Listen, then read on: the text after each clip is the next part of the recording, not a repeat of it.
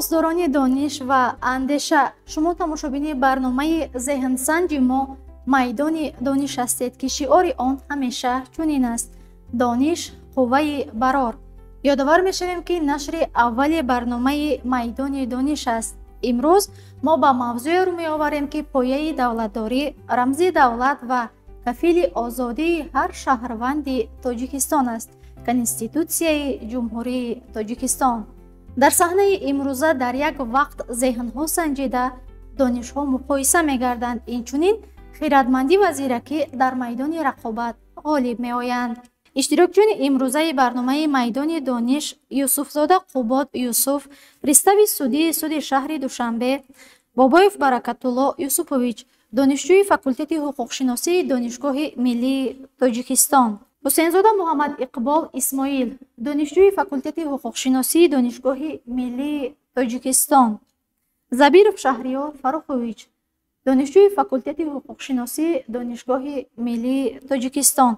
خوش آمدید به برنامه تلشوی میدان دانش.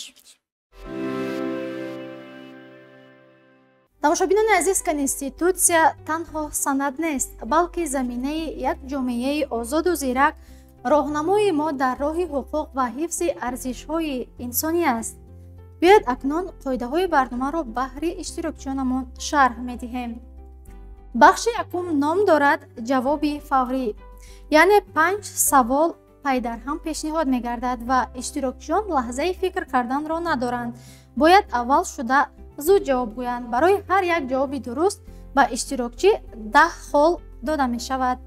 бахши дуюм бошад қарори дуруст ном дорад, ки саволҳои тестиро дар бар мегирад. албатта шумо аз монитор аз байни 4 ҷавоб танҳо як ҷавоби дурустро бояд интихоб намоед. пас саволҳоро бо диққат як бор гӯшгунӣ кунед, баъд аз монитор хонда ҷавоби дурусти худро ба мо пешниҳод мекунед. албатта ҳар нафаре ки бо зиракӣ ва ҳозирҷавобии худ аввал шуда ҷавоби дурустро пешниҳод мекунад, соҳиби 20 хол мегардад. барои фикр кардан ба шумо 30 сония вақт медиҳем. бахши сеюм ном дорад натиҷа. ин бахш нуқтаи ниҳоии барномаи майдони дониш аст. саволи ягона ва ҳалкунанда ки бо дуруст ҷавоб гардонидан, иштирокчӣ соҳиби 50 хол мегардад. иштирокчиён бояд дар умум 200 холро ба даст биёранд. ёдовар мешавем ки барои ҳар як ғолиб имрӯз дар барнома аз ҷониби муассисаи давлатии телевизиони душанбе тӯҳфаҳои пулӣ ва сертификат тақдим мегардад.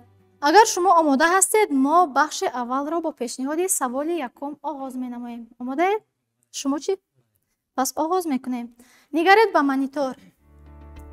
саволи якум чунин аст: ҳама дар назди қонун ва суд баробаранд. мардон ва занон баробар ҳуқуқ ҳастанд. кадом модда ва боб ин ҳуқуқҳоро муайян мекунад ва лутфан худи ана ҳамин бобро шарҳ медодед. чӣ тавре ки мебинем, имрӯз саволи аввалро ҳар як иштирокчӣ ҷавобашро медонанд ва мо мехоҳем ки андешаи онҳоро як пурсон гардем. лутфан шумо. меёри мазкур дар боби дуюм моддаи 17 конститутсияи ҷумҳури тоҷикистон пешбинӣ шудааст. дар он ҷо чунин зикр шудааст ки ҳама дар назди қонун ва суд баробаранд. давлат ба ҳар кас қатъи назар аз миллат, нажод, ҷинс, забон, эътиқоди динӣ, вазъи иҷтимоӣ, ақидаҳои сиёсӣ, мансубият ба дину мазҳаб ва молу мулк ҳуқуқу озодиро кафолат медиҳад. мардон ва занон баробар ҳуқуқанд. яъне моддаи мазкур аз 3 қисм иборат мебошад. фикри шумо? ман фикр ҳастам. тағйир додам. шумо? ман фикрам. пас ҷавобро дар монитор мебинем. боби 2 моддаи 17. ҳама дар назди қонун ва суд баробаранд. давлат ба ҳар кас қатъи назар аз миллат, нажод, ҷинс, забон, эътиқоди динӣ, мавқеи сиёсӣ, вазъи иҷтимоӣ, таҳсил ва молу мулк ҳуқуқу озодиҳоро кафолат медиҳад. чӣ тавре ки мебинед, тамошобинони гиромӣ, имрӯз иштирокчиёни мо ба ин савол ҳамаашон дуруст ҷавоб гардониданд. айни ҳол мо ба ҳар як иштирокчӣ чӣ тавре ки ваъда кардем 10 хол пешниҳод мегардонем. ҳар як шумо айни ҳол соҳиби 10 хол гардидед. инак мегузарем ба саволи дуюм. дар моддаи 18 омадааст ки ҳар кас ҳуқуқ ба ҳаёт дорад. ҳамин моддаро пурра шарҳ диҳед. айни ҳол 3 иштирокчӣ омода ҳастанд. аз кадоми шумо оғоз кунед? лутфан шумо. дар моддаи 18-уми Конституцияи Ҷумҳурии Тоҷикистон омада аст, ки ҳар кас ҳуқуқ ба ҳаёт дорад, ҳеҷ кас аз ҳаёт маҳрум карда намешавад ба истиснои ҳукми суд барои содирани ҳамин ҷинояти махсусан вазнин. Дахлнопазирии шахсро давлат кафолат медиҳад, ба ҳеҷ кас шиканҷа, ҷазо, муносибати ғайриинсона раво дида намешавад, мавриди озмоиши маҷбурии тиббӣ ва илмӣ қарор додани инсон манъ аст. беҳтарин ҷавоби шумо? ман ҳам ба ҷавоби акаи Шаҳриёр мувофиқ ҳастам.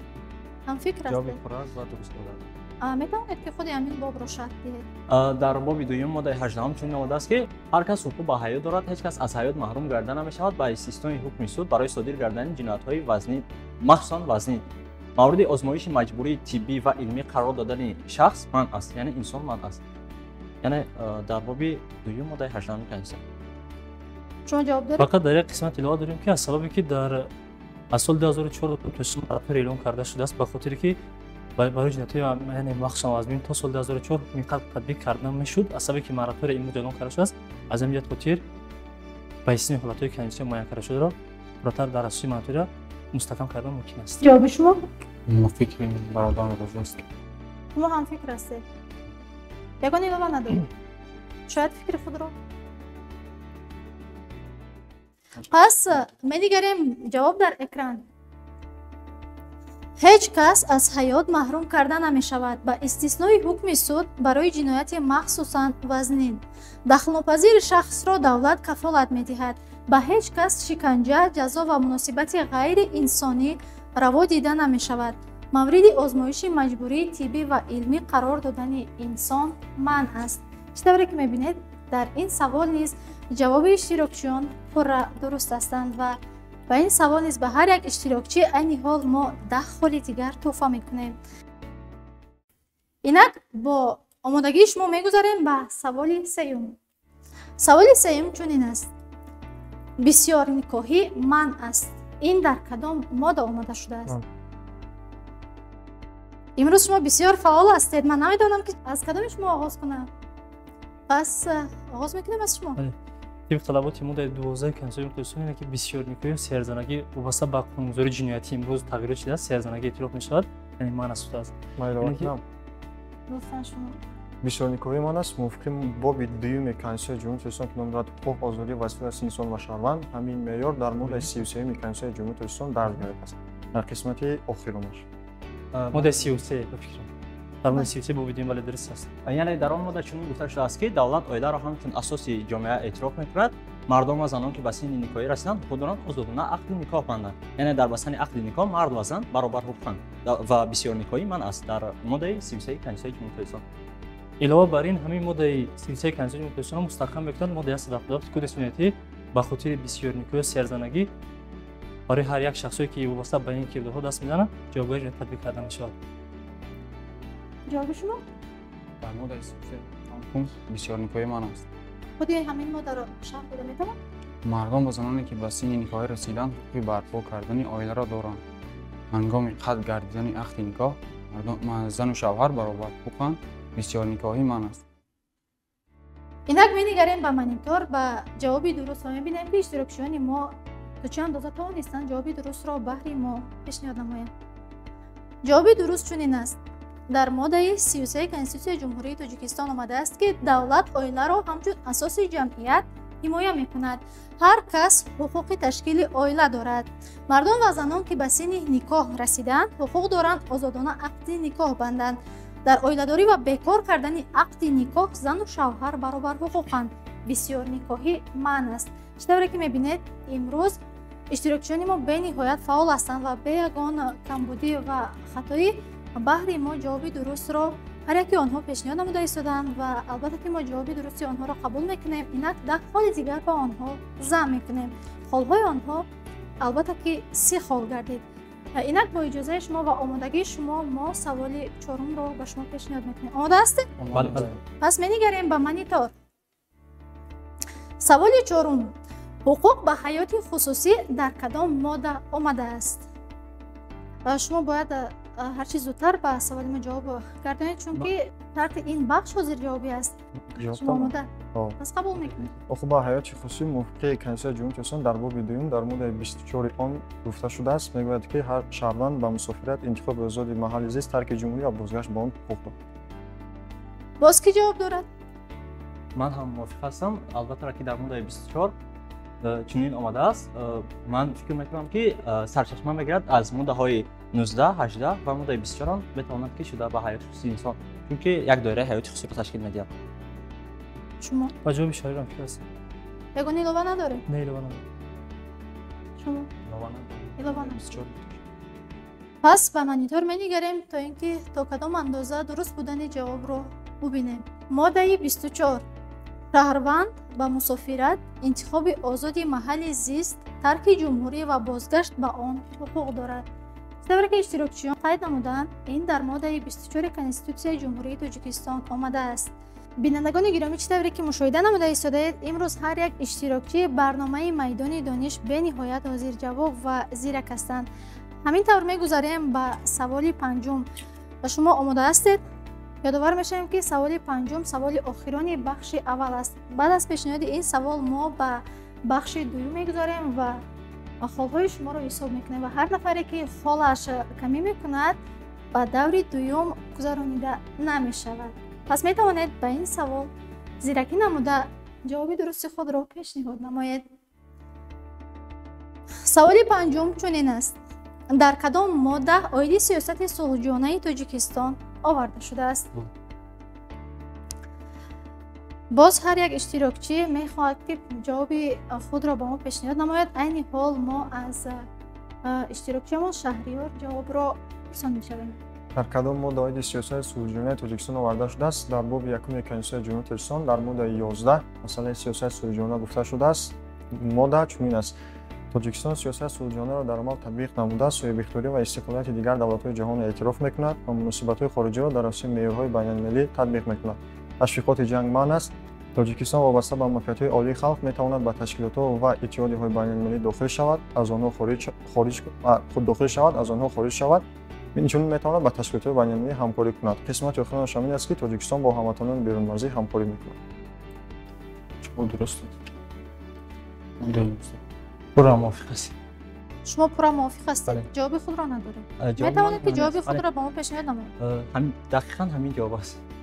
اگر خواهید باز بیشتر میتوانید که همین ماده را شما شرط دهید. بله. تاجیکستان طوری که شهریار گفتند باب یکم ماده 11 کنستیتوسیای تاجیکستان سیاست صلح‌جویانه را به عمل تطبیق نموده، صاحب اختیاری و استقلالیت دیگر دولت‌های جهان را احترام می‌نماید و مناسبت‌های خارجی را در اساس معیارهای بین‌المللی عمل می‌کند. یعنی مضمون این ماده از آن عبارت است که تاجیکستان وابسته عمل خود را، یعنی فعالیت خود را وابسته به صلح و ثبات عملی می‌کند و چه که ما می‌دانیم ما در عضویت سازمان ملل متحد هستیم و بسیاری از دولت‌ها عضویت سازمان ملل متحد را دارند و مسائلی که در آنجا بررسی می‌شوند، پیشنهاد می‌شوند، عمومی دولتی، عمومی جمهوری‌های برای تمام کشورها هستند. یکی از آنها تاجیکستان است که همین سیاست صلح‌جویانه را در عملیات تطبیق می‌کند و اینچنین در قسمت چهارم همین ماده آمده است که تاجیکستان با هموطنان بیرون مرزی همکاری می‌کند. یعنی هموطنان ما که در بیرون کشور، در خارج کشور هستند و فعالیت کرده ایستادند برای پیشرفت دولت، برای استقلالیت و صلح و ثبات کشور، البته که کشور عزیز ما تاجیکستان با آنها همکاری می‌کند. یعنی این ماده از 4 قسم عبارت است. ماده 11 باب یکم. سلامت باشید. جواب شما؟ سوال تنها ایلوه این است که ماده مذکور از 4 قسمتی افزایش عبارت نمی‌شود. در قسمت سوم ماده آورده است که تاجیکستان تشویقات جنگ را منع می‌نماید. در قسمت چهارم جمهوری تاجیکستان با هموطنان بیرون مرزی همکاری می‌کند. با ما عین حال خود همون ماده لازم است که به یگان علاوه خود همون ماده را به ما میگفتید. واسه با قسمت یکم دیگه معلومات فتح شده نمی‌تونیم. جواب ندارید. بله، فقط قسمت سوم چهارم. جواب شما؟ در معلوماتی پورا ندارم. معلوماتی پورا ندارید. شما در این بخش سوال جنبسته یعنی سوال پنجم میبینیم که جوابی که درست است. پس می‌نگریم به مانیتور. تاجیکستان سیاست صلح‌جویانه را به عمل تطبیق نموده، صاحب اختیاری و استقلالیت دیگر دولت‌های جهان را احترام می‌نماید و مناسبت‌های خارجی را در اساس معیارهای بین‌المللی معین می‌کند. تشویقات جنگ منع است. تاجیکستان وابسته به منفعت‌های عالی خلق می‌تواند به اتحادیه‌ها و تشکیلات‌های بین‌المللی داخل شود، از آنها برآید با کشورهای خارجی رابطه نماید. دولت با هموطنان بیرون مرزی همکاری می‌کند. бинандагони гиромӣ, инҷо мо ҷавоби пешниҳод намудаи иштирокчиамон Шаҳриёрро қабул мекунем, чун Шаҳриёр тавонист мувофиқи ана ҳамин модда бе ягон тағйиру илова ба саволи мо ҷавоби дурустро пешниҳод намоянд. Бинандагони гиромӣ, биёед инҷо ба монитор менигарем, то холи ба дастовардаи Юсуфзода Қубот Юсуфро бубинем. мебинем, ки дар бахши аввал бо ҷавоб гардонидани 4 савол Юсуфзода Қубот Юсуф 40 холро ба даст оварданд. инак холҳои ба дастовардаи Бобоев Баракатулло Юсуфовичро дар монитор мебинем. чӣ тавре ки мебинед, тамошобинони гиромӣ, ин иштирокчӣ низ соҳиби 40 хол гардиданд ва иштирокчии дигарамон бошад Ҳусейнзода Муҳаммад Иқбол Исмоил чанд холро ба даст оварданд. чӣ тавре ки мебинед, ин иштирокчӣ низ 40 холро ба даст овард ва иштирокчии дигарамон бошад Забиров Шаҳриёр Фарухович бо гирифтани 50 хол ба даври дуюми барномаи майдони дониш роҳ ёфтанд. чӣ тавре ки мушоҳида намудед, имрӯз иштирокчиёни мо 3 нафар соҳиби 40 хол гардиданд ва аз байни онҳо танҳо 1 нафарашон тавонистанд соҳиби 50 хол гарданд ва бо омодагии онҳо метавонем мо бахши дуюмро оғоз намоем. ҳоло мо мепардозем ба бахши дуюм, бахше ки на танҳо зиракиро, балки амиқии андеша ва устувории дониши иштирокчиёнро месанҷад. шумо омода ҳастед, ки мо бахши дуюмро оғоз намоем? бале. пас бо омодагии ҳар як иштирокчӣ мо менигарем ба монитор. саволи аввали бахши дуюми мо чунин аст: мувофиқи моддаи 12 шаклҳои моликият дар Тоҷикистон кадомҳоянд? 30 сония вақт доред.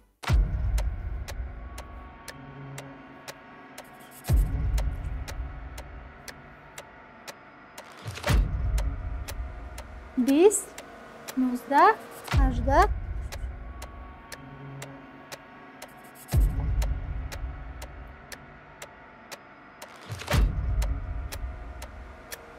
аллакай вақти ҷудонамудаи мо қариб ки ба поён мерасад. инҷо вақт тамом шуд. дар муддати 30 сония шумо аллакай ҷавобҳои худро доред. албатта ки ин аъло аст, беҳтарин аст. ҷавобро аз шумо оғоз мекунем. ҷавоби дурусти ин савол варианти А моликияти давлатӣ ва хусусӣ мебошад ва инро бевосита моддаи 12 конститутсия ки ба моликият бахшида шудааст ба моликияти хусусӣ ва моддаи 13 инчунин дар кодекси мадании ҷумҳурии Тоҷикистон низ гуфта шудааст ки ду шакли моликият мавҷуд аст: моликияти давлатӣ ва моликияти хусусӣ. моликияти хусусӣ ба шаҳрвандон я шахсони алоҳида таваллуд дорад, моликияти давлатӣ бошад бевосита ба худи давлат. ҷавоби шумо? ман камтар илова мекунам. мувофиқи моддаи 12 шаклҳои моликият дар Тоҷикистон кадомҳоянд? бевосита ба моддаи 12 Конститутсия назар афканем. дар ҳамин ҷо мебояд ки асоси иқтисодиёти Тоҷикистонро шаклҳои гуногуни моликият ташкил медиҳад. давлат фаъолияти озодии иқтисодӣ, соҳибкорӣ, баробарҳуқуқӣ ва ҳифзи ҳуқуқи ҳамаи шаклҳои моликият аз ҷумла моликияти хусусиро кафолат медиҳад. ба фикри ман ҷавоби дуруст варианти А давлатӣ ва хусусӣ аст. пас мо ҷавоби шуморо интизор давлатӣ ва хусусӣ дар моддаи 12 Конститутсияи Ҷумҳурии Тоҷикистон гуфта шудааст асоси иқтисодии Тоҷикистонро шаклҳои гуногуни моликият ташкил мекунад. ҷавоби шумо? давлатӣ ва хусусӣ. давлатӣ ва хусусӣ. шумо фикрҳоятонро иваз намекунед? шояд дигар вариант бошад.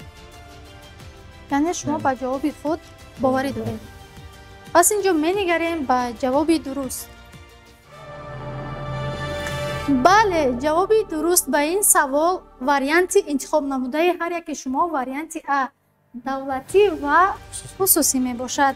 ва инак мо саволи дуюмро пешниҳод мекунем. таваҷҷӯҳ намоед ба монитор. моддаи 1 Конститутсия оиди чӣ гуфта шудааст? 30 сония вақт доред.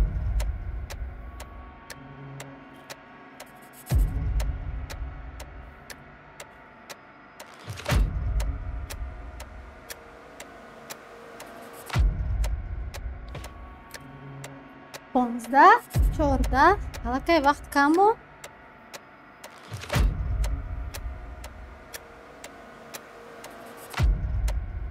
پنج 4 3 2 1. ба ин савол низ ҳар яки шумо ҷавоб доред ва мебинем ки ҷавоби пешниҳоднамудаи кадоми шумо дуруст аст. ба гуфти шумо кадом вариант? ба фикри ман яъне аниқ ҷавоби дуруст варианти Б мебошад. чунки дар қисми 1 моддаи 1 Конституцияи Ҷумҳурии Тоҷикистон бевосита гуфта шудааст, ки Ҷумҳурии Тоҷикистон давлати соҳиби ихтиёр, демократӣ, ҳуқуқ бунёд, дунявӣ ва ягона мебошад. ҷавоби ман аниқ ва дақиқ варианти Б.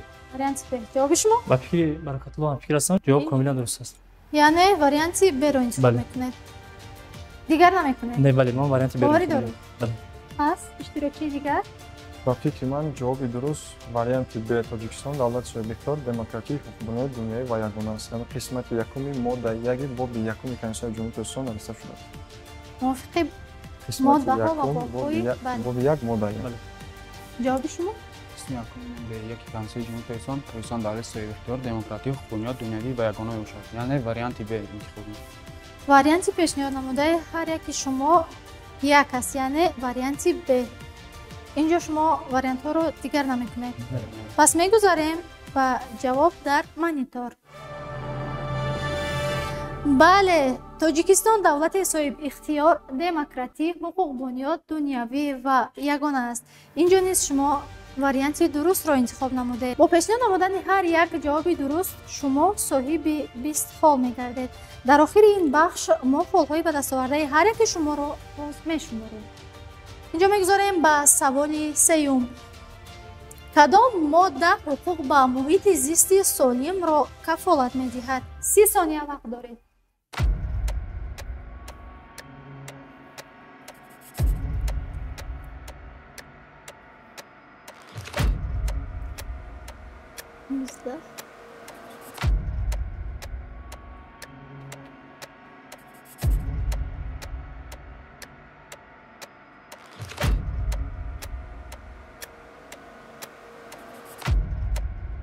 سه، دو، یک. وقت با آخر رسید. شما моддаи 38 Конституцияи ماده 38. Б. جواب شما؟ Б. وریانتی و ماده 38. باوری داره؟ دیگر نمیکنه. شما؟ фикр кунам оз ё дигар рапурсем ма ҷамбал ватан мекунам ба ҷавоб мекунам. شما؟ варианти А моддаи 36. وریانتی؟ моддаи А. 36. این اشتراکچی باشد وریانتی A را انتخاب نمودن. ماده 36 میبینیم که اشتراکچی نوبتی کدام ман ҳам وریانت؟ варианти А моддаи 36-ро интихоб мекунам, барое ки дар моддаи 39 оид ба ҳимояи маҳрум шудани сарпарваст гуфта шудааст. мас дар моддаи 36 чунин гуфтааст, ки манзил барои сохтори давлатӣ, ҷамъиятӣ, кооперативӣ ва хусусӣ мумкин аст, яъне дар бораи муҳити зист. ба фикри ман ҷавоби дуруст варианти А мебошад. وریانتی A. اینجا اشتراکچیان ما دو وریانت را انتخاب کردن. دو نفر وریانتی A را یعنی ماده 38 و یک نفر دیگر وریانتی B ماده 38 را میبینیم که اشتراکچی آخرانمان کدام ماده را انتخاب میکنن.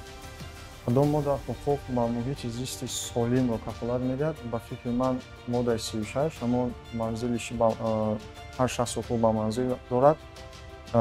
шахс метавонад вобаста ба намудҳои манзил давлатӣ, ҷамъиятӣ, корпоративӣ, хусусӣ гуфтааст. моддаи 36 ҷавоби дуруст моддаи 36. با جواب خود باوری دارید. бале. دیگر نمیکنید. не این حال ما جوابهای پیشنهاد نموده هر یکی شما را قبول میکنیم. ما جوابات آن را دیگر نمیکنید. ма дигар دیگر میکنید. اصلا منتظر. варианти В моддаи 38. چرا؟ барое ки дар ҳамин модда гуфта давлат барои солимгардонии муҳити зист чораҳо меандешад.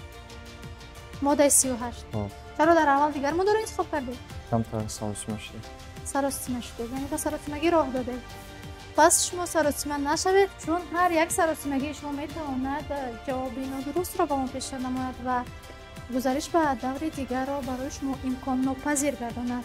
اینجا میگذاریم. وابسته به سوالی مذکور از نو هم علاوه داریم، هم مدل 38 یعنی وریانت وی را انتخاب میکنیم، بعدا تغییرات داریم که وابسته به قرارهای پلن سود جمهوری اسلامی درج گردیده است که در باب جنایت با مقابل مالکیت، یعنی که میگم منزل در آن صورت منزل شخص اعتراف کردن امکان است که با قاعده‌های سانیتری، تکنیکی، هیگینی و جواب باشد.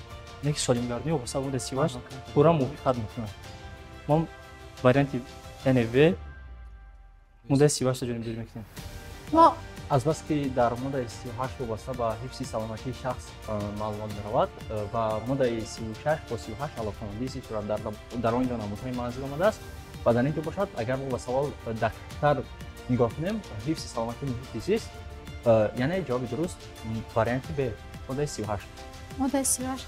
عین حال هر یکی شما واریانت های انتخاب نموده خود را عوض نمودن میخواهید، پس اینش هم قبول است. ما میتوانیم که به شما یک شانس دیگر بدهیم و دیگر جواب شما را قبول نماییم. جواب شما مداوا میکنیم. مداوا نمیکنیم. ماده 38. بله. پس اینجا توجه نمایید به منیپور. بله، اگر شما واریانت اول انتخاب نمودهتان را عوض نمی کردید، الکی به ما جوابی نادرست را پیشنهاد می کردید.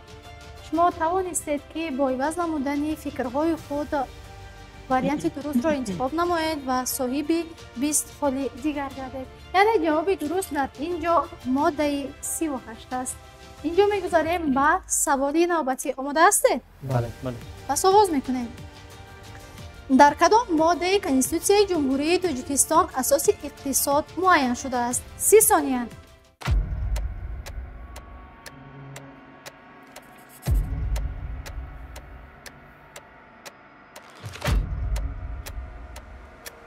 هر یک ثانیه برای هر یک اشتراکچی مهم است و غنیمت دانید.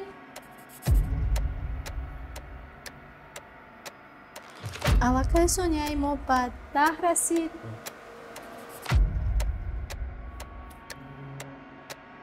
4 3 2 1 تمام. یعنی همه شما جواب خود را دارید. اینجا آغاز میکنیم از شما. یک واریانت درست ب میباشد. ماده 11 اساس اقتصادی تاجیکستان را شکل گوناگون مالکیت تشکیل میدهد. یعنی که در اینجا در واقع اساس اقتصادی تاجیکستان گفته شده است. ماده 12 ب درست میشه. ماده 12. چرا ما از ماده 12 را انتخاب کردید؟ در اینجا گفته شده است که اساس اقتصادی تاجیکستان شکل گوناگون مالکیت تشکیل میدهد. دیگر جواب ندارید. نه عوض نمیکنید. این دفعه ما عوض کنید جواب را قبول نمیکنید. بله. قبول. پس ماده 12 واریانت ب. جواب شما؟ با فکر من ماده 12 با اون خاطر ماده 12 رو واریانت ب انتخاب میکنم که در ماده 11 مسئله سیاست سوجیانه گفته می شود. در ماده 13 همون مالکیت استثنایی دولت که با منفعت خلق کفالت میدهد گفته می شود.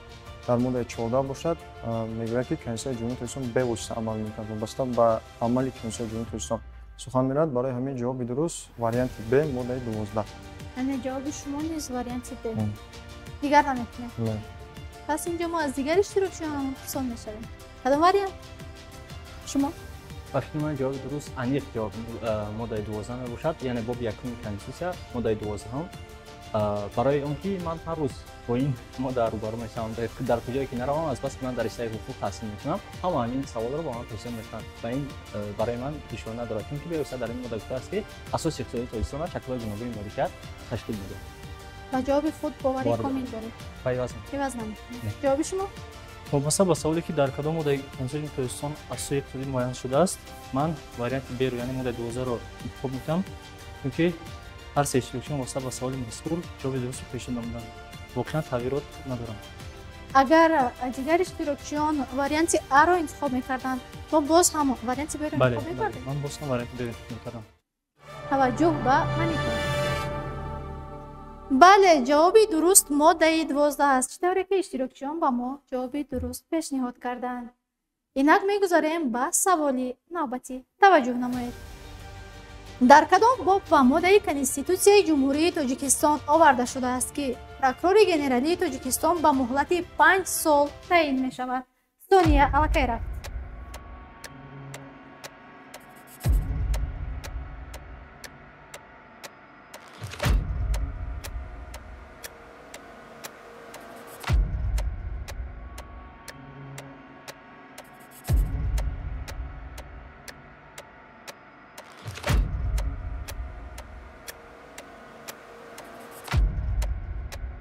ثانیه کم مونده است. شما می توانید بیشتر فکر کنید. 2 1 من آماده هستم. همه شما آماده هستید. جواب خود را دارید. اکنون آغاز میکنیم از شما. به‌واسطه در باب 9 در ماده 95 کنستیتوسیای جمهوری تاجیکستان درج گردیده است که پروکورور گنرالی به مدت 5 سال تعیین کرده می شود. واریانت و. واریانت و. بله کاملا درست است. ماده 95 باب 9. جواب شما؟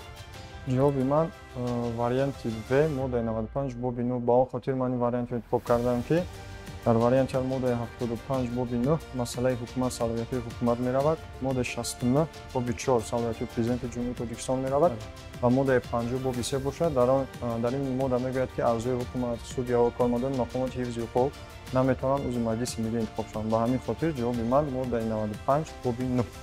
яъне шумо инҷо ба мо тавонистед ки дар кадом боб дар кадом модда оиди чӣ сухан меравад. ин беҳтарин аст ки шумо ҳар як модда ва бобҳоро каме дуруст шарҳ дода метавонед.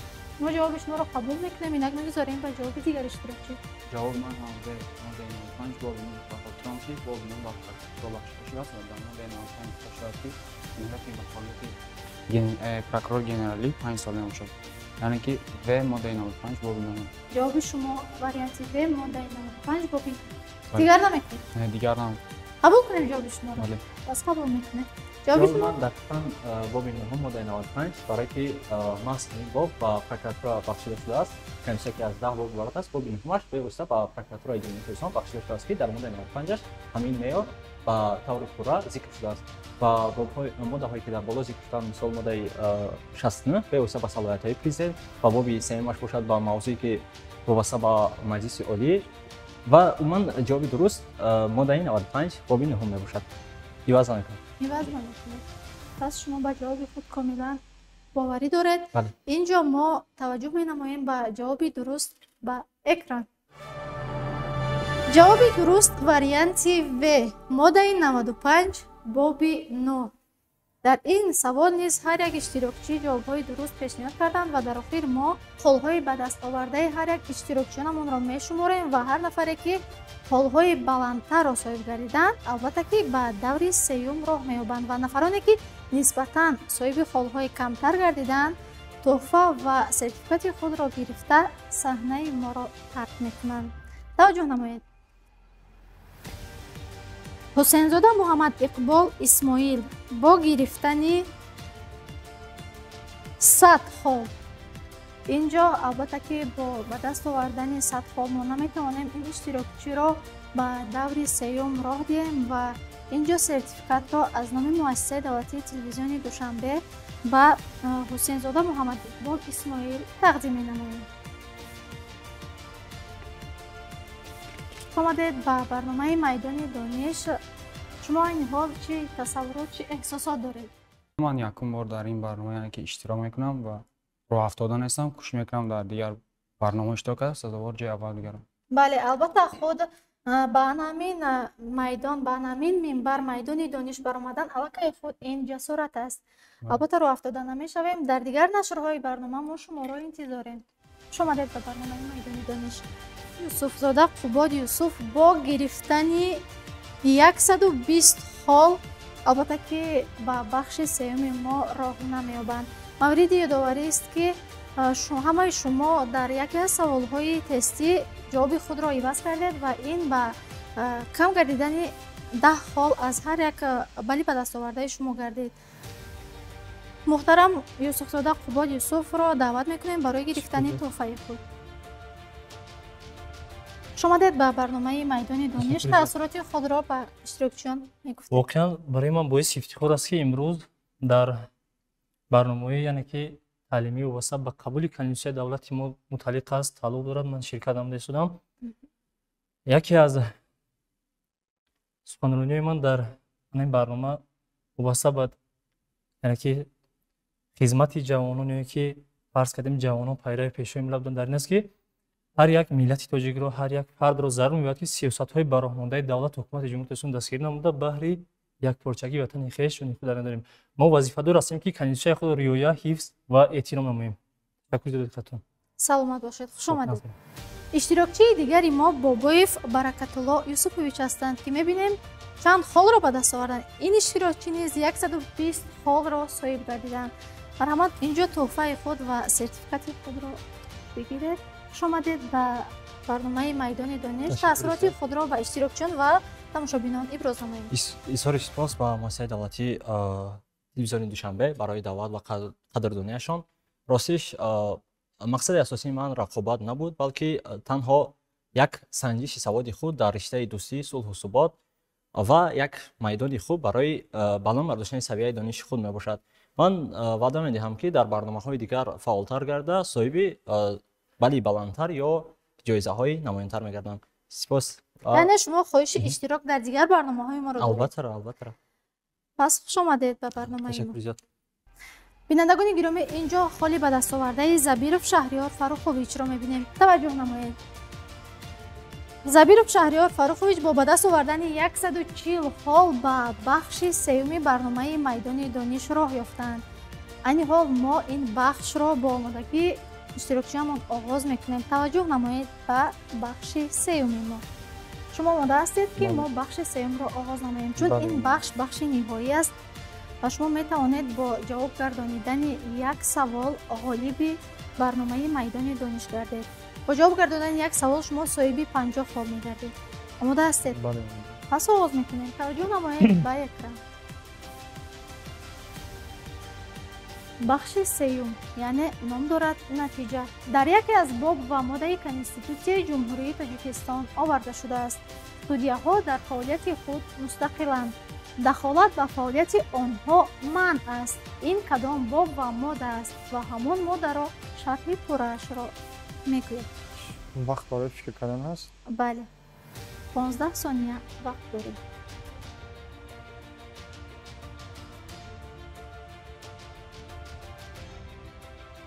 در باب جواب من در باب 8 کنسای جمهوری تاجیکستان ماده 87 باوری دارید به جواب خود؟ بله. اگر ندرست باشد شما غالبی برنامه ما نمیشوید.